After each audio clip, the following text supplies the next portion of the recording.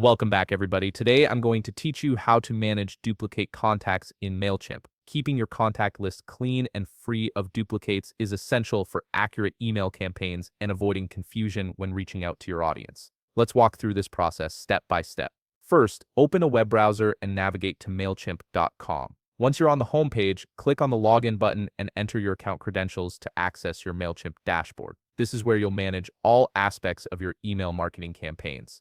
After logging in, look to the left navigation bar and click on Audience. This section is where all your contact management happens, and it's the hub for viewing and organizing your subscribers. You will now be directed to the list of all your contacts, giving you a complete overview of everyone subscribed to your campaigns. Now take a moment to review your contact list carefully. Sometimes Mailchimp can still miss duplicate contacts upon contact importation, so it's important to manually check for any entries that might be duplicates. This ensures your list stays accurate and your email analytics remain reliable. From our example, we have 2 contacts with the same name but different email addresses. It could be a new email address that was updated, and we have to remove the outdated one from our contact list. This kind of situation is common, especially when subscribers change their email preferences or update their information. To remove the duplicate, simply click on the checkbox next to the contact you want to remove. This selects the entry and prepares it for the next action. Make sure you're selecting the correct contact, the one with the outdated or incorrect information.